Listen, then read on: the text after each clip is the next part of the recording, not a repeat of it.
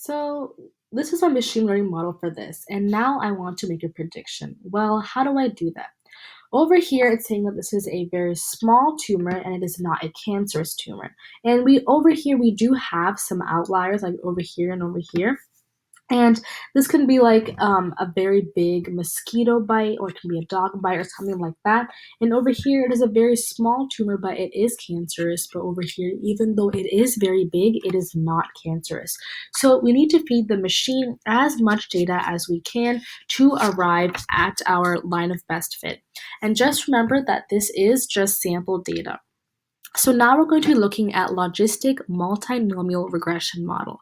So on the x-axis, we put our ages, and on the y-axis, we've got three t-shirt sizes: small, medium, large, and extra large. And this is our label because, like I mentioned, supervised learning uses labels. So the t-shirt size on the y-axis is our label.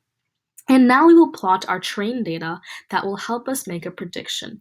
So when we apply the machine learning model over this trained data, you can see that this is our machine learning model right over here. And there are some outliers, but this is the most realistic model for this data. And just remember that this is imaginary data, so don't get confused on why some of the sizes are a tad unrealistic. So now that we've covered what unsupervised learning is, now we are on to now that we covered what supervised learning is, now we are on to unsupervised learning. So for unsupervised learning, we have two parts. The first part is clustering. And for clustering, it's basically self-explanatory. Data points within one group are similar, and data points in a group are different from another group. So essentially, we're clustering things in their best fit. And then we have dimensionality reduction, and that helps reduce the number of features in a data set. But since this is a very basic video, we are not going to be touch basing on that because that is kind of an advanced topic.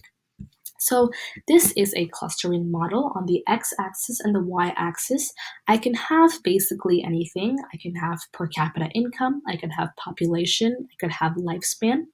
Let's just say for now that the x-axis is the age of the people from young to old, and on my y-axis, I have people in the hospitals.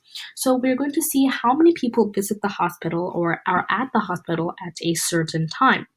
So right now, I'm going to create a machine learning model, and this is called grouping. And over here, I have group A, I have group B, and I have group C. And this is the unlabeled data as I have not labeled it yet.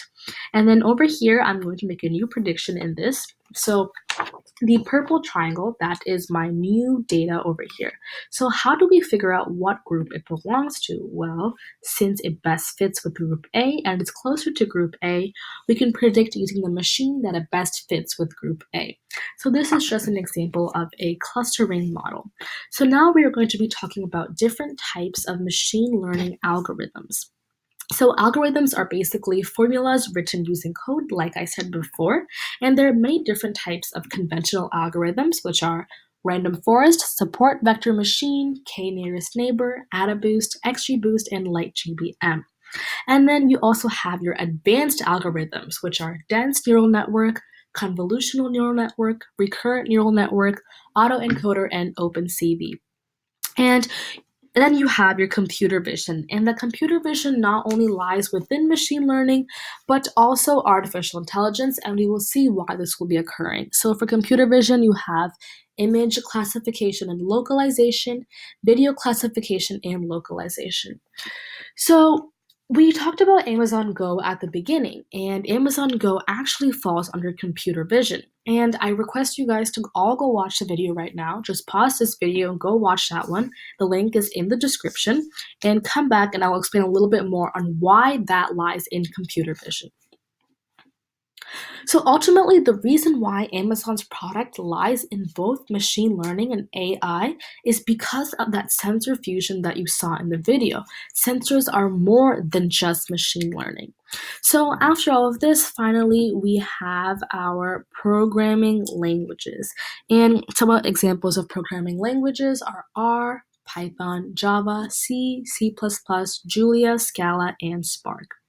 So after we learned all of this, we are just going to touch base on all of the things that we learned in this session.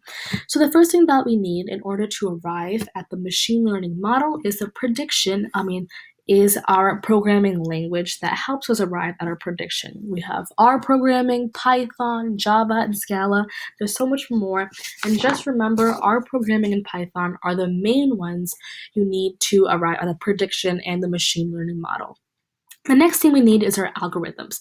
And remember, algorithms are formulas written using code, and we have the conventional algorithms and we have our advanced algorithms.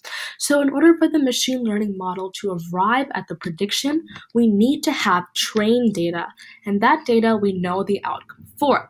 So once you have your programming languages, once you have your algorithms and your trained data, you can choose whether you want supervised learning or unsupervised learning. And both of them arrive at a machine learning model right here. So let's say that I want to make a new prediction, or in order to do that, I need a new observation. But whose job is it to figure out whether it is a supervised learning model or unsupervised learning model? What algorithms to use? What trained data to put? What programming language am I supposed to have? Well, that person is none other than a data scientist. And in order to be a data scientist, you need to have expertise in three categories: domain, mathematics and statistics, and computer programming. So the first one is domain, and that basically includes like medical field, financial field, basically any field, but you just need to be good at one certain field. You need background knowledge in whatever field that you are in.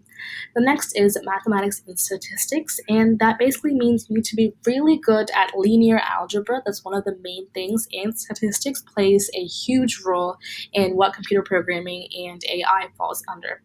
Finally, we have computer programming, and that's pretty self-explanatory. Just have a very strong base of R programming and Python. It's very vital if you want to be in the AI industry. So if you have those three, you can become a data scientist. And yes, you can have just domain in mathematics, but you cannot become a data scientist with just those, because in order to be a data scientist, computer programming is very necessary.